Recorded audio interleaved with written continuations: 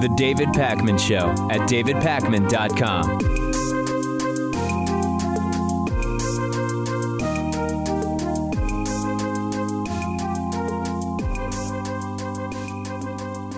Only 32% of Americans say that they are proud of the election that saw Donald Trump selected as the next president of the United States. Now, you might say, well, that's because things are so polarized, and there's always only about a third of Americans who are proud of the election results. Well, that's not true, because in 2008, 67% of Americans were proud that President Obama had been elected president of the United States. And this really goes to what I've been talking about the embarrassment on the world stage that the election of Donald Trump is already and is going to be.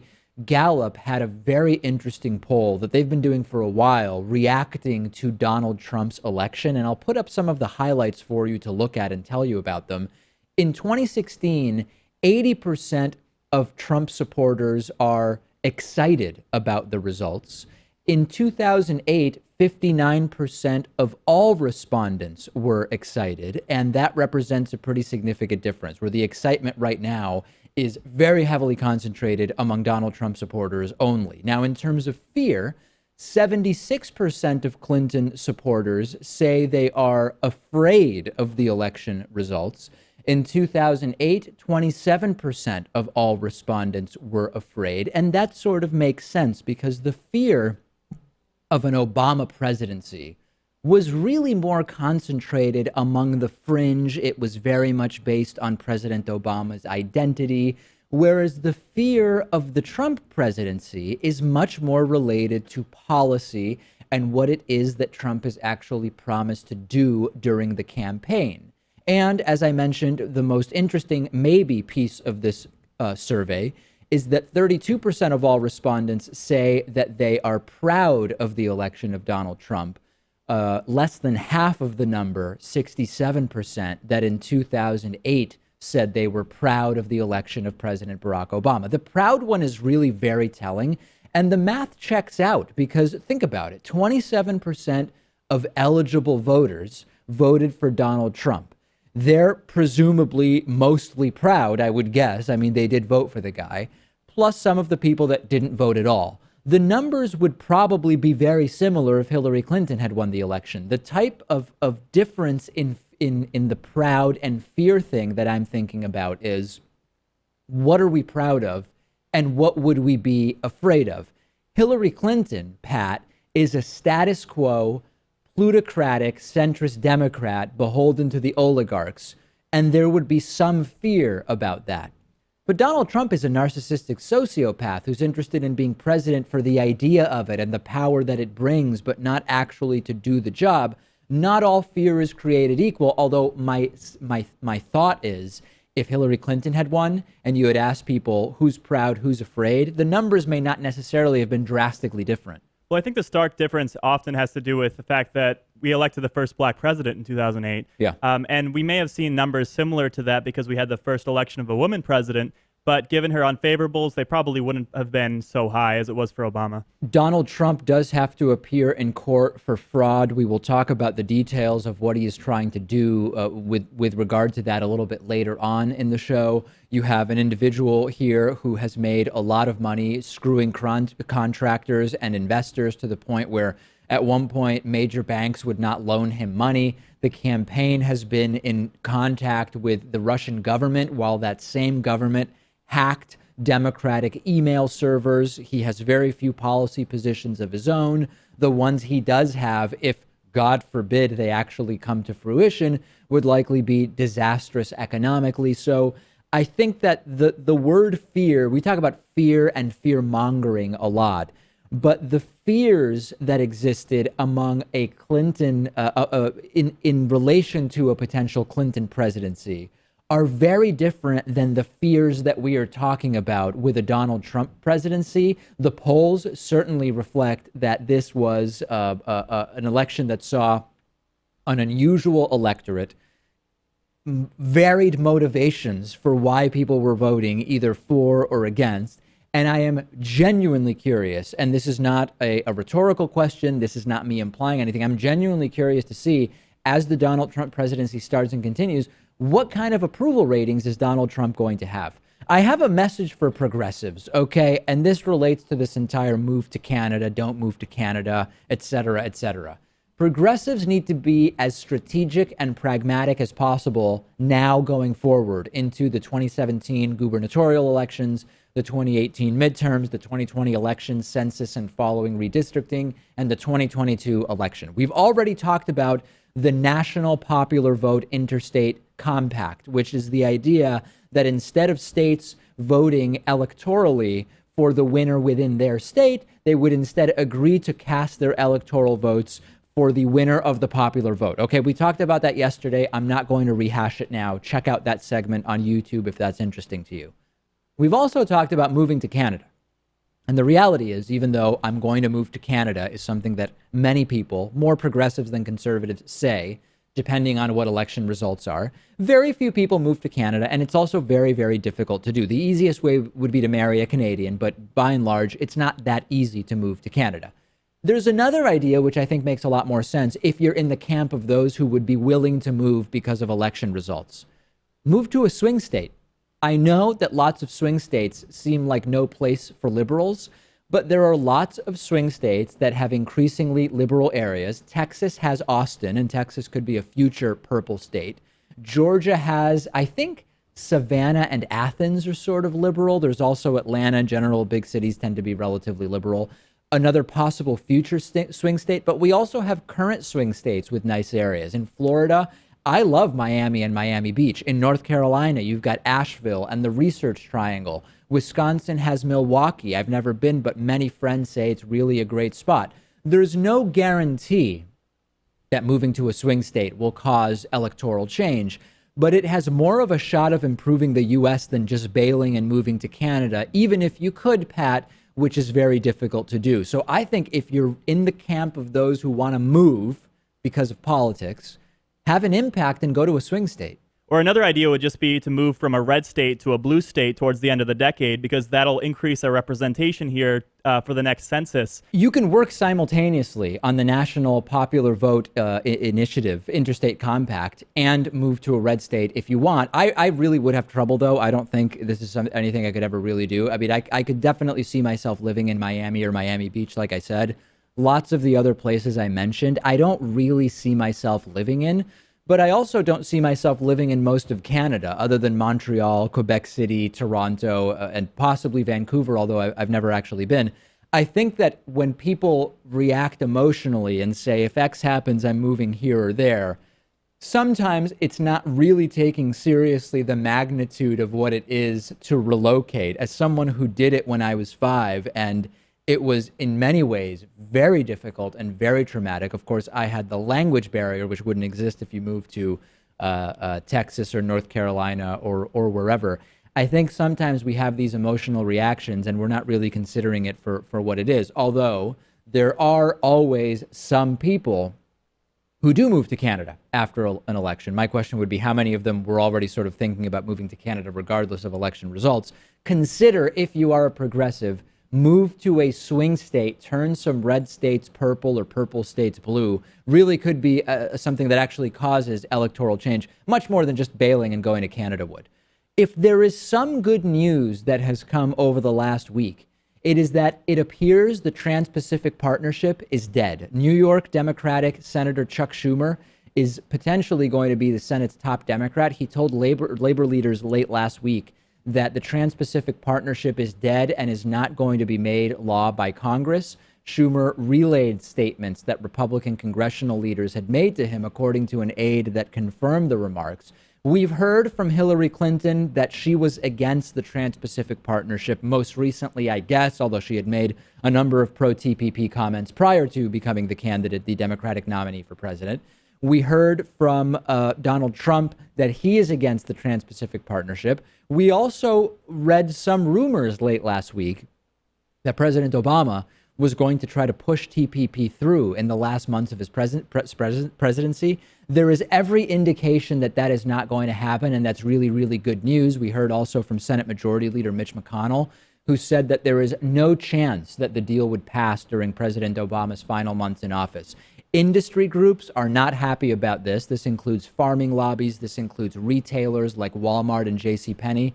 Generally speaking, if Walmart isn't happy about something, we may be on the right track, Pat. Well, I think the whole idea was to keep TPP under the radar so the Congress and president could pass and approve it. Yeah. But because of the campaign, it just got way too much attention. And even Hillary Clinton, I guess for political expediency, opposed it. I guess we believe that she was against it, or at least that's the position she ran with. And Donald Trump has actually, interestingly, made Republican voters very anti-free trade without having a clue what it's actually about. It's sort of an uninformed policy for many Trump supporters, but in some ways it's a policy that may allow some overlap between the ideas of Donald Trump and the ideas that we heard from Bernie Sanders, as I've talked about before. The real issue, though, is that the term free trade and trade agreement is very often a misleading propaganda term. When we talk about NAFTA, when we talk about TPP, these are corporate trade entitlements. The TPP borders on what we might call corporate fascism.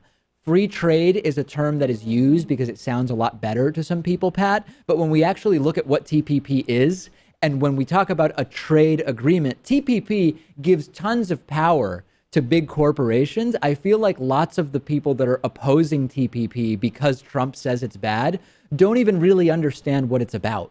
And you can look at the coalition between Bernie supporters and Trump supporters. Yeah. There was a wide range of people opposed to this. I think it's going to be an important skill to have as progressives for the next 4 years to recognize silver linings when they exist. And the non-passage of TPP, if indeed is what is going to happen, that's a really, really good thing. Now, there are some Trumpeters who, again, they're completely clueless about the implications of TPP. They know that Trump said it's bad, so it's bad.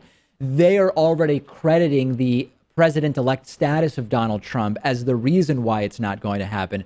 I don't know if you've been paying attention for the last 6 months or so, but it's been something that many in Congress have been against. So to put this on the list of Trump's accomplishments days after he's elected, I think that's a little far-fetched. But hey, politics makes strange bedfellows, and we will see what else turns up from Donald Trump being president of the United States that maybe progressives can look at and say, hey, you know what? This guy is a cartoonish buffoon, but here's something that's good that at least happened under his watch, if not at his direction. Send me your thoughts about this. Send me your thoughts about the future of TPP. I'm on Twitter at dpacman. We will take a break. What a show we have. The David Pakman Show at davidpakman.com.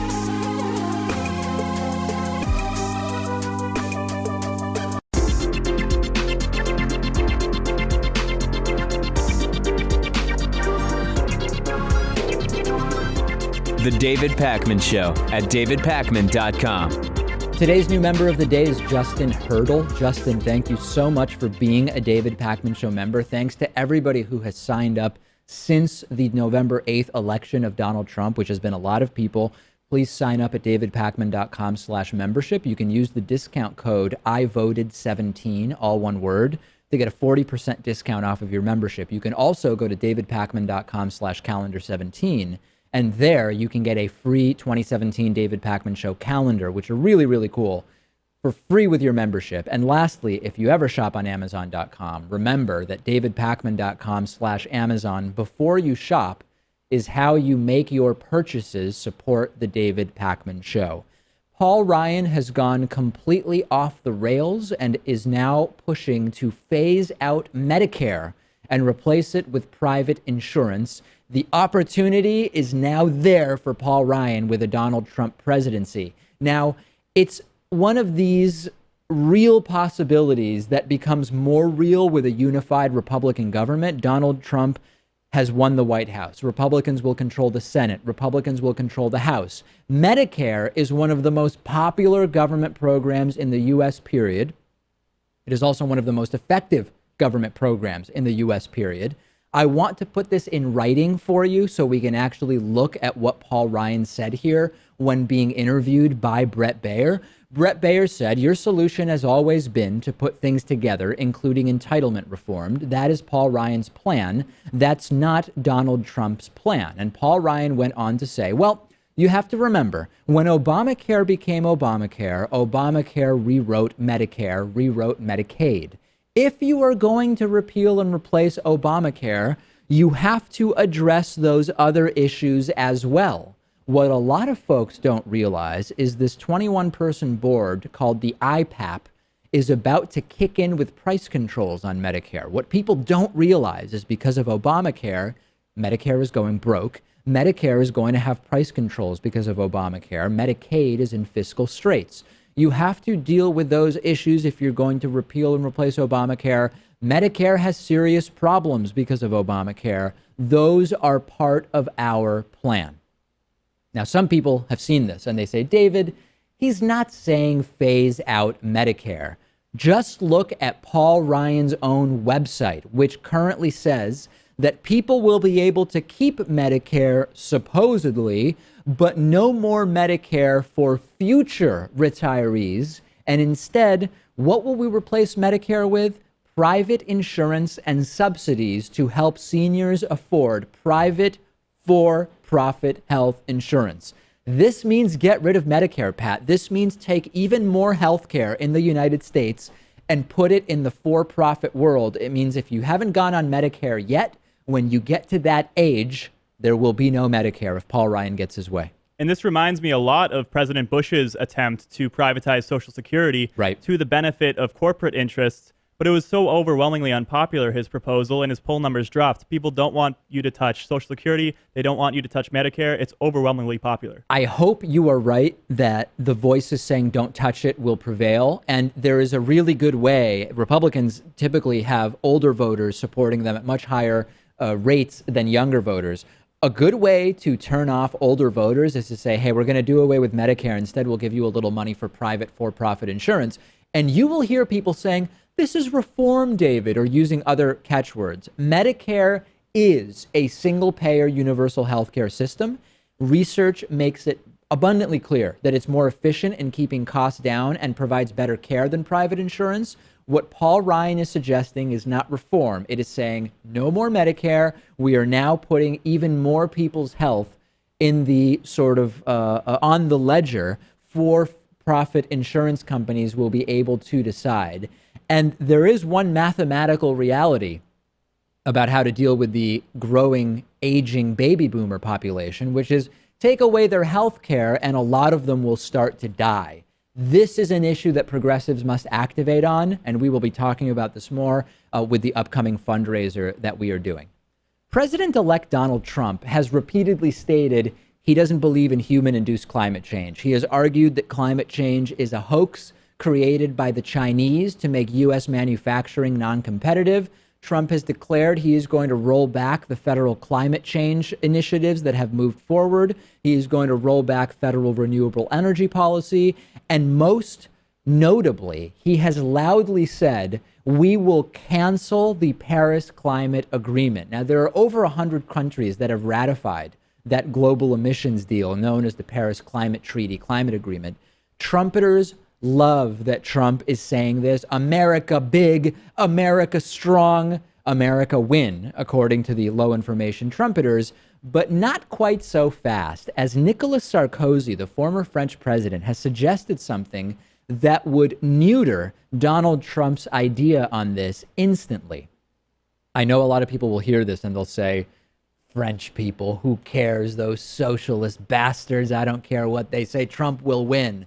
Well, it turns out a lot of Trump's ideas can be pretty easily neutered. Build a wall with Mexico, which Mexico will pay for. Great idea, Don. Well, they need to pay for it, and they said they're not paying for it. As far as the Paris Climate Agreement goes, other countries also have agency. And former French President Nicolas Sarkozy suggested that, hey, you know what? If Trump pulls the U.S. out of the Paris Climate Pact, Europe should just put a carbon tax on American imports, which would destroy American business. Here's a quote from Nicolas Sarkozy.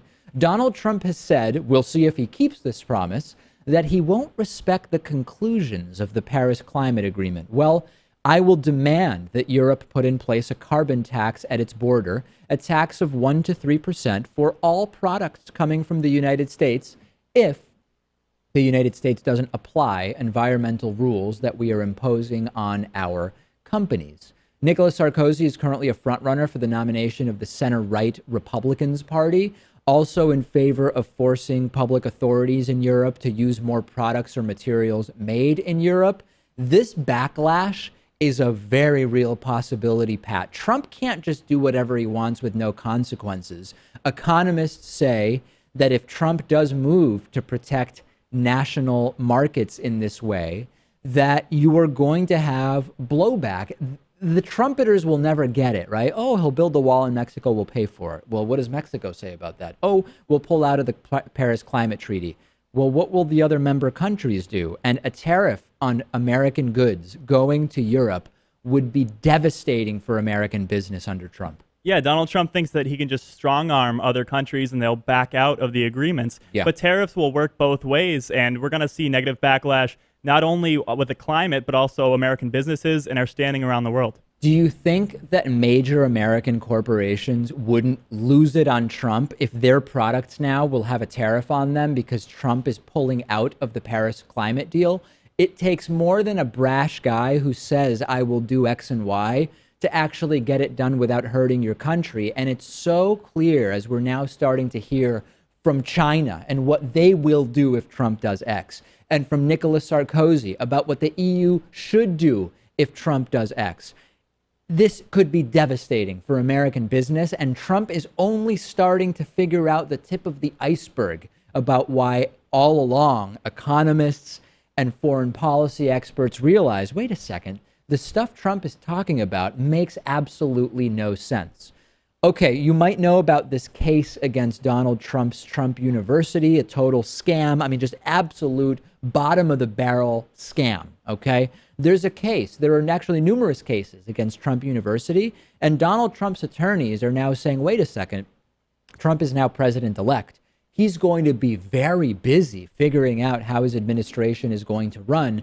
We should postpone the hearing, the trial against Trump University until after Trump is sworn in, filing a motion on Saturday night saying, let's move it from November 28th to sometime after the January 20th inauguration of President Donald Trump. And they say, we just can't get in the way of Trump getting ready to be president of the United States. Now, this is such nonsense on a number of levels. Number one, the idea that once he is president, Donald Trump will have way more time to deal with a fraud case against his scam university makes no sense whatsoever. But number two, we also are aware of the fact that when you have a sitting president on the other end of a trial, that is going to be something that will make it very difficult to get an impartial jury. How do you get an impartial jury, Pat, to hear a case against the president of the United States? You possibly can't, because I'm sure most of the people on that jury, not most of them, but some of them voted for Trump. Probably, yeah. And of course, you can't use who they voted for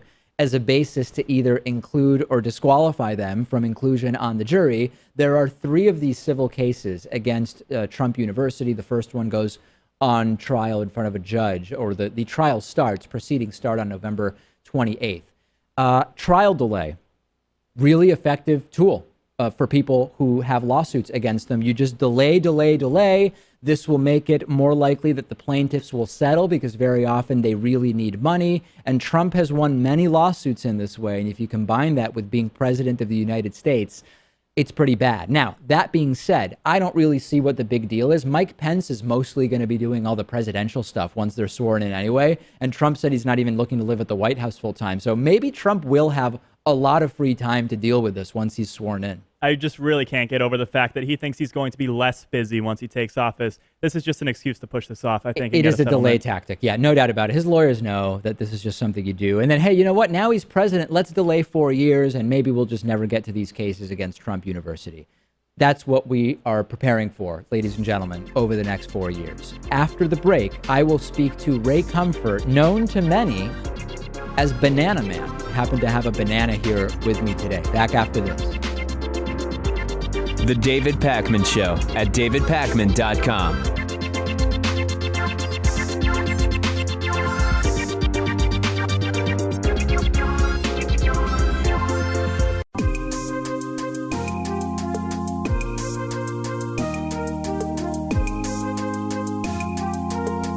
Welcome back to the David Pakman Show.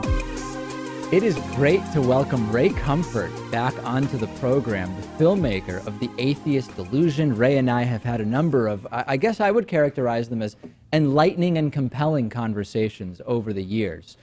Ray, talk to us. What's the goal when you do a film like The Atheist Delusion? And, we've talked about a number of the films you've done. A lot of them involve interviewing people on the street. These don't necessarily always seem like the most sort of politically savvy or aware folks, and I sometimes wonder whether you're cherry picking and taking advantage of people. I'm guessing you'll say that you're not doing that, but what's the goal when you make a film like The Atheist Delusion? So it's the same with, firstly, David, thank you for having me on the show. I'm honored that you want me back, and I do appreciate it. The goal with everything we do is to say, hey, we've found everlasting life, we're 110% convinced of it, and we want to share it with everyone, including atheists. So I've been living with that agenda for 44 years. Every moment of my time, every ounce of energy I've got, I want to say death has been destroyed. Everlasting life is a free gift of God if you repent and trust Him. A very simple message, and it just gets wrapped up in different things. Cherry picking? No, we chose the most intelligent atheists we could find. Yeah, I mean, obviously anybody who watches, and we'll be linking to the film, will I think question that, because you're mostly picking people who, with your, as you like to say, and you did this with the abortion documentary that we discussed, whose name escapes me right now, and I apologize for 180. that. 180, right. And you're doing it here with the idea of a belief in God. Give us the sort of, frame up the question that you like to use, which I like to call it the designed and designer question. How is it that you are able to convince these atheists to believe that God exists? Well, I went to make a video for one of my publishers on a book called Made in Heaven, a very comprehensive book with full-color pictures, and I met an atheist named Adam, of all names, and Adam was very nice, and I gave him the book, and I said, do you think this book could have happened by accident? The ink fell from the sky and formed itself into color pictures and coherent sentences, and then more ink fell from the sky and formed itself into page numbers in sequential order. It bound itself and made itself into a book. Could a book make itself? He said, absolutely not, that's ridiculous. And then I said, what's DNA? And we talked about DNA being called a book by scientists, the book of life, and how it's full of comprehensive information, programming. And then I said, DNA makes the book I put on your lap seem feeble. It's so comprehensive, so much information, so much programming. I said, what would you think of the intelligence of someone who thought a physical book could make itself? He said, they'd be an idiot. I said, what do you think of the intelligence of someone who believed DNA made itself? And suddenly he saw the foolishness of atheism. It's absolutely impossible for DNA to make itself. It's beyond the realm of possibility. So that's the question I asked them, and they're all intelligent people, especially Haley, the elder brunette. She was brilliant. And so to say I was cherry picking is just not true. Well, the fact that you're citing two people that were smart doesn't mean that you were or weren't cherry picking. Who knows how many people you interviewed? Who knows how long the interviews went on? I don't think that's proof or a defense of anything. But what I want to focus on is the sort of argument, right? Yes. What you're talking basically is about, because there was a design, there must be a designer. But the problem is that something being complex doesn't necessarily require a designer. But I think the more interesting question is that there's something called the watchmaker's argument, which you're, I'm sure, familiar with, and maybe some in our audience are. You look at a watch and you say, wow, that's complex, so someone must have designed it, right? Well, yes, the watchmaker designed it. But the watchmaker is far more complex than the watch. So who designed the watchmaker? Well, you would say God, and God certainly is far more complex than the watchmaker. So who designed God? Yeah, it's like being on a plane and some guy sitting next to you and say the plane had no maker. And I say that's ridiculous to say the plane had no maker, to think that everything fell together, and suddenly he sees the foolishness of an argument. Instead of conceding and saying, yeah, that makes sense, there must have been a maker, he says, okay, who made the maker of the plane? He just changes the subject, and that's all that is. This may be the watchmaker argument to some, but to compare a watch to biological DNA is like comparing apples with elephants. Well, but hold on a second, Ray. You're taking issue with comparing a watch to DNA. Yes. 45 seconds earlier, you compared a book to DNA in order to convince Adam that atheism doesn't make sense. So how is it any different? You don't like that I'm comparing a watch to DNA, but you compare a book to DNA. to say how stupid it is to think a watch or a book could make itself compared to DNA.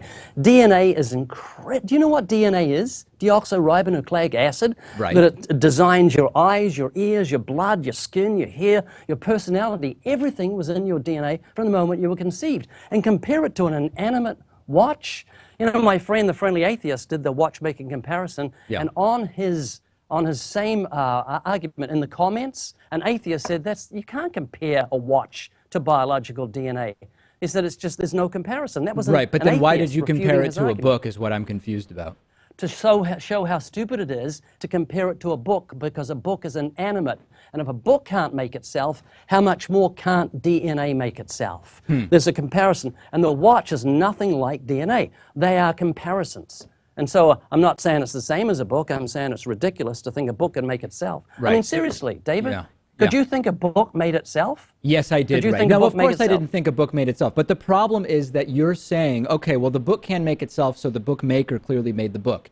And the bookmaker was, of course, created by DNA, which was designed by God. Or you go up, up, up, but your designer analogy stops with God, because as you've told me before, God, Jesus Christ, I don't want to put words in your mouth, however you like to describe it, is the all-knowing and all-powerful. Well, but then who created God? Why do you stop your analogy of taking steps up this sort of I don't stop the ladder analogy. at God? David, it's just that every atheist that asks who made God doesn't put a question mark at the end of it. They put an explanation point. No, I'm asking you. I'm putting a question mark on the end of it. Very simple. I've done thousands of times. I've explained that God didn't have a maker. He's eternal. He's without the realm of time. Look, I don't think I'm alone in this, but I can't understand GPS. I'm driving my car, Southern California, hundreds of thousands of cars all around. Suddenly, this woman I don't know speaks to me and says, I've detected traffic ahead. I've rerouted you to save you 4 minutes. And I say, well, who are you, lady? Why did you do this for me? Do you do it for everybody? I don't know how she does it. I wouldn't have a clue. Well, that's just because you don't know much about GPS. And I mean, you could find out more. Haven't finished.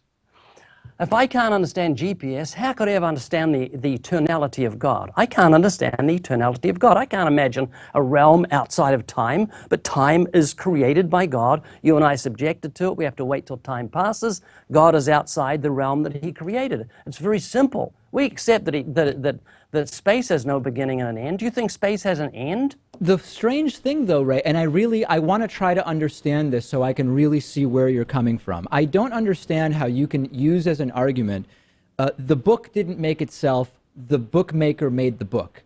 The watch didn't make itself, the watchmaker made the watch. DNA didn't make itself, God made DNA. However, God, which you say transcends time and space and is so eternal and complex that we can't possibly understand it, something infinitely more complex than a watch or DNA or a book, nothing made that. That doesn't really make sense. I don't think that will resonate with many in our audience. It doesn't matter. Well, I know it doesn't matter to you. Gravity, yeah, it doesn't matter to me because there's a lot of things that don't make sense. We're in a big ball spinning through space, 1,000 miles an hour, and the sun's sending rays 93 million miles, and all this stuff doesn't really make sense, but we accept it. Space has no beginning and no end. It doesn't make sense. It's got to have an end. It doesn't. And so we just accept that by faith and do the same thing with the eternality of God. Eternality of God. Just say, okay, I don't understand it, but I trust it. All right. Well, I think we've gotten sort of as far as we can, at least in figuring out where you are on this issue. Here's something else that I want to know about, just from seeing a number of your films now. You sometimes say that many people who claim they are atheists know in their hearts that God is real, but they don't even want to admit it to themselves, sometimes because they like porn and sex too much. And sometimes you actually dig into people's sexual habits and you ask them relatively specific questions about that. What's the deal? Like, why is that interesting to you? Or I guess the real question for our audience maybe is, what broader point what would be more broadly learned by talking to people about whether they like porn or sex or sexual habits? David, I don't dig into people's sexual habits. I ask them if they've fornicated, if they watch pornography. It's as simple as that. Okay. To bring out the fact that it's a moral issue. No, it's not an intellectual issue. You know God exists. I know God exists, but we deny the truth. We suppress it in righteousness. Now, you can deny that, but I've got the instruction book that tells me all about you. That you're about made me by personally. God. Yes, absolutely. You're a Wow. human being. You're made in the image of God. You've got a conscience. You know right from wrong. You're separate from the animals. You're not a beast. You're made in God's image with a knowledge of right and wrong. Okay, but I know how about does every that human relate to being. watching porn? Oh, because we love darkness rather than light. The Bible says it's a moral issue. We can't find God for the same reason a thief can't find a policeman. The last thing you ever want to find out is if God exists and he's watching everything you do and he holds you accountable and there's a genuine judgment day and there's a reality of hell. You don't want to know that hell exists, so you deny the truth and you carry on enjoying the pleasures of sin. I've been where you are. And every person who's become a Christian says, yeah, that I knew the truth, but I denied it, I suppressed it, I love the darkness, hate the light, don't want to come to it. Do you think can we give the ultimately- place where atheists could watch, can we say where the atheists could watch the Atheist Delusion? Well, I watched it on YouTube. What's the official place for people to watch it? Yeah, atheistmovie.com. Okay. Atheistmovie.com. Love to know what atheists think. We put it out there for you guys to watch. And, Well, and I think really you know a appreciate lot you. of what they think. I mean, I think most atheists find it pretty unconvincing. Yeah. Yeah, well, I'm not out to convince atheists. I'm out to convince the millions that are on the fence and saying, is there evidence of God's existence? Oh, absolutely. There's scientific evidence. Watch this movie. But an atheist who's fundamental, hard-nosed, he won't watch it. I didn't With see open evidence, heart. scientific evidence of God's existence in the movie, and I watched it. But hey, let me ask you this. Do you believe that, you and I have spoken a number of times now, you've never told me specifically that I'm going to hell, but I know it's something that's a concern to you. Do you believe that eventually I will find what you consider to be the right path? Is that something you believe? Oh, it's my sincere hope. You've seen Penn Jillette's video on hell? No, I Have haven't. you seen him talk about that? It's absolutely incredible. Penn Jillette, atheist, more committed probably than you. He crosses out in God we trust. Well, of I'm every not dollar that he committed says. to atheism. I mean, to be very clear, I just have not seen any reason to think that there is what would be described as a sort of personal God, the man in the sky, etc. I really rarely think about atheism, to be honest. So to say I have Well, a commitment to let it- me finish the Penn Jillette quote, if I may, David, Please. because we'll digress. He said this. He says, if you're a Christian and you really believe that heaven and hell exist, how much do you have to hate someone not to warn them, not to tell them about it? Right. And that's so true. If I see a truck heading for me, this is what Penn Jillette said, if a truck was bearing down on you and you didn't know it, the time would come where I would tackle you. That's what Penn Jillette, and he says, and this is more important. And my whole reason, the passion that I've got now, is only because I know that every hour, 6,000 people die every day, 150,000 every year, 54 million. You're going to die. It could be in a second, could be tonight, could be tomorrow, could be 50 years. Who knows? God knows. And I want you to find everlasting life. I don't want you to find God's justice. Man, it terrifies me to think you could die in your sins. And I love you and I care about you, even though you don't realize that. And that's my motive. I'm accused of making money. And look, I could have made a lot of money minding my own business. I started my business when I was 20, but I left it to do this. So you're saying that any attacks on your sort of intentions here as being financially motivated, you just want to save people from hell? I want to see people saved from hell. I can't save anyone, but the Savior can. Ray, where are you on Trump versus Clinton? We've had these election results. Is this even something you think about? Or, I mean, does Trump seem like a godly man to you? Is he a good Christian? Oh, no.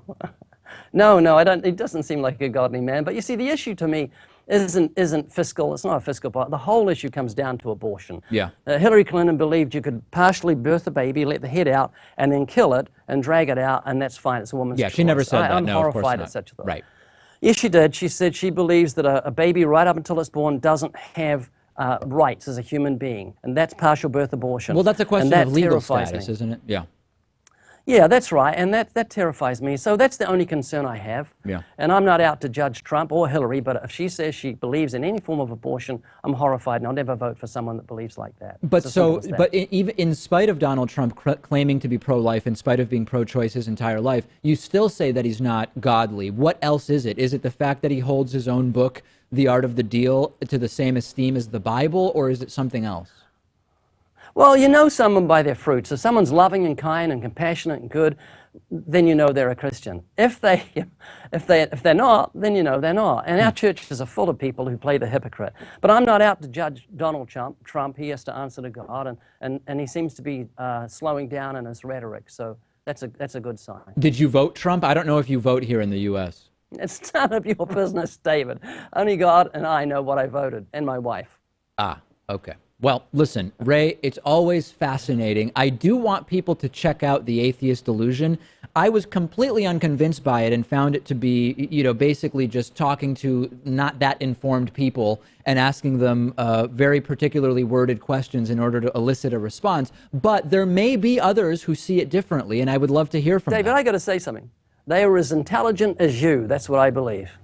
Well, I know that is an attack on me more than it is anything else. But no, it's not. It's a compliment to you. I think you're an intelligent guy, and they were intelligent. Ray Comfort. So was Lawrence Krauss. The film is The Atheist Delusion. Lawrence Krauss is interviewed, a guy we've interviewed many, many times. Ray, it's always great to talk to you. Thank you. Thank you, sir. The David Pakman Show at davidpakman.com.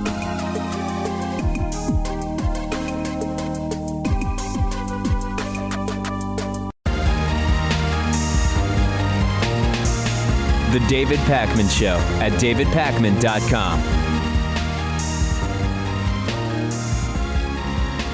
Things have completely exploded with Steve Bannon, CEO of Trump's presidential campaign, executive director of right-wing news site Breitbart.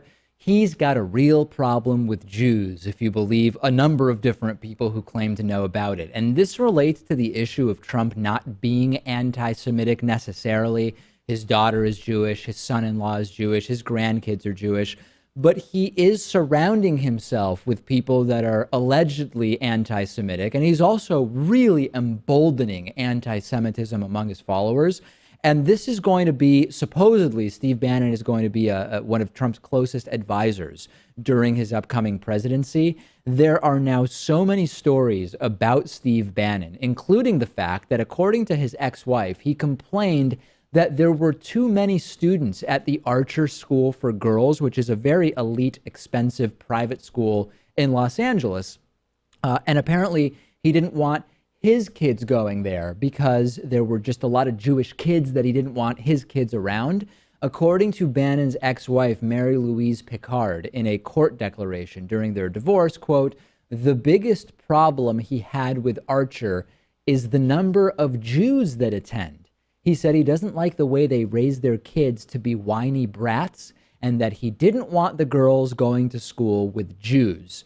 Bannon reportedly also complained that another elite school had, quote, "too many Hanukkah books in the library." Now, there are critics saying, David, this is something his ex-wife said in divorce proceedings to make him look bad. If you want to make your soon-to-be ex-husband look bad in court, you don't come out with super specific stuff about Jews. You would say something that would be more influential maybe to the court and getting a more favorable child support or alimony settlement or whatever. You don't come up with really specific comments about Jews at a school. And by the way, Glenn Beck is really being upfront about this. Glenn Beck, a right-winger who is very concerned about Donald Trump and the appointments that are going on, he said, oh, yeah, there's no doubt that Steve Bannon is connected to white nationalism. Check this out. Steve Bannon wants to burn it down. And you will, if you listen to this show, you will learn what he wants to replace it with. He's a nightmare. And he's the chief advisor to the president of the United States now.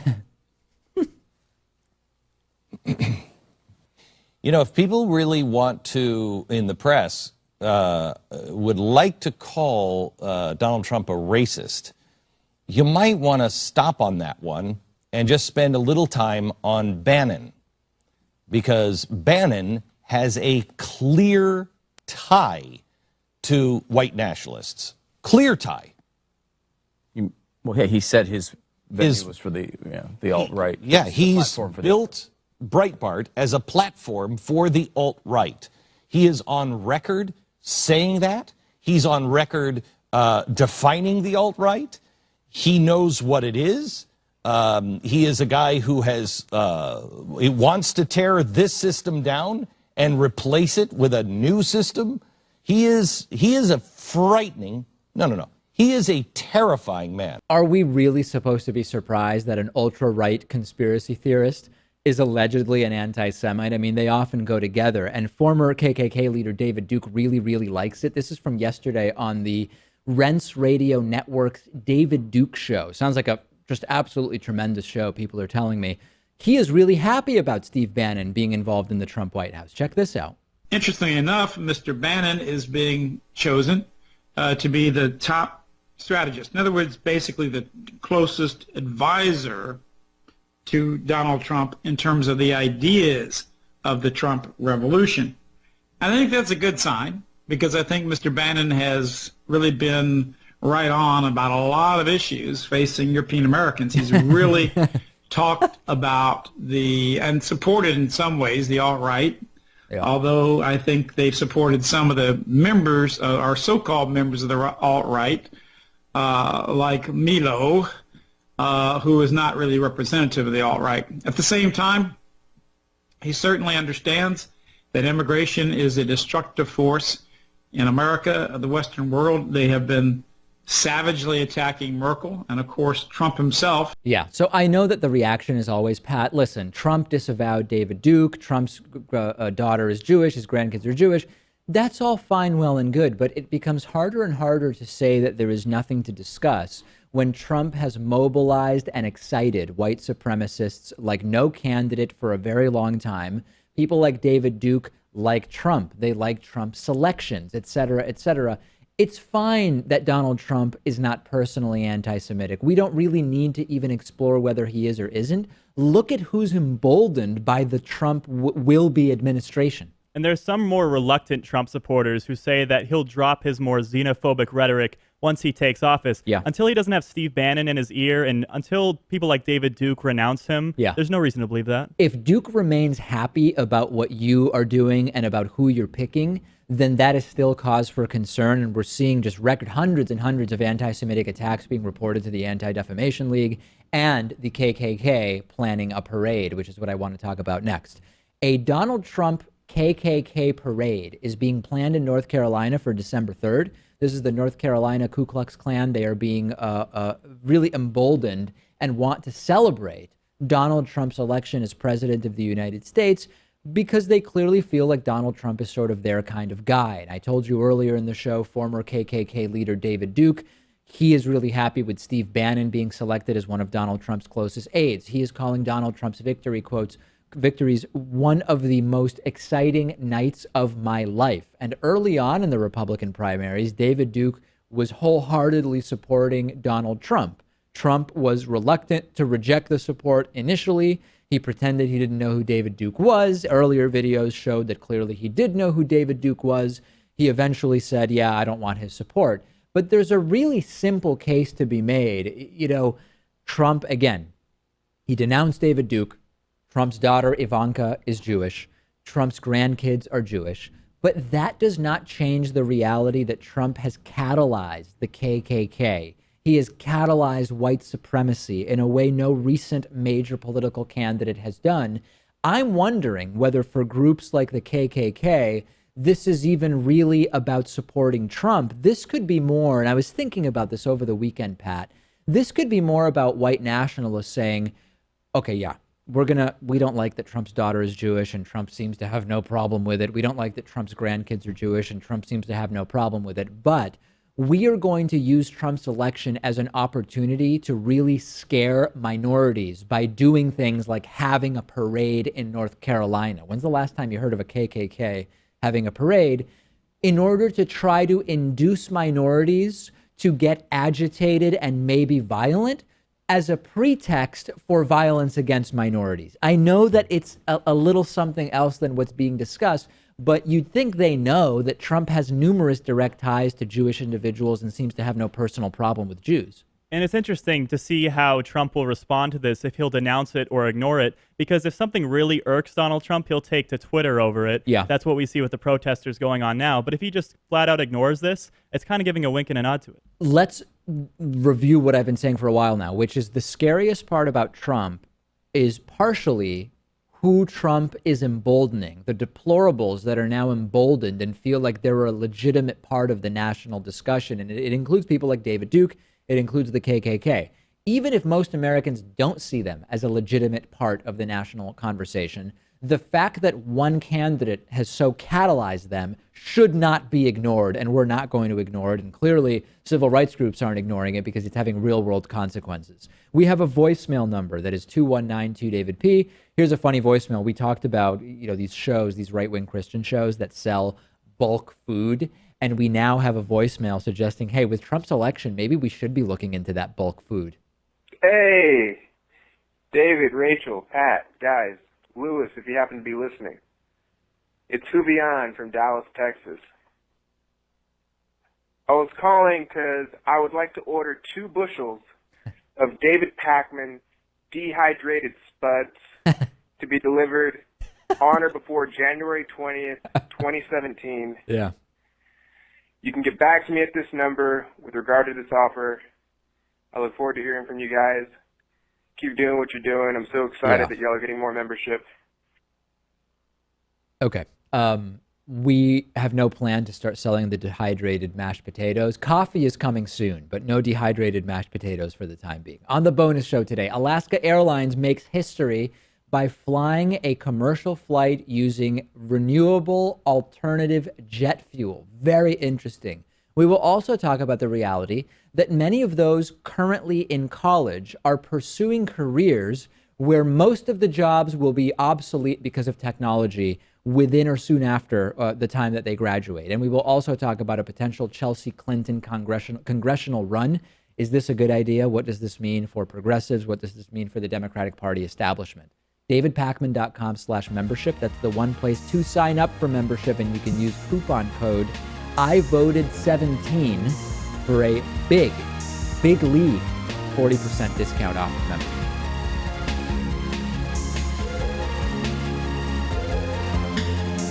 The David Pakman Show at davidpakman.com.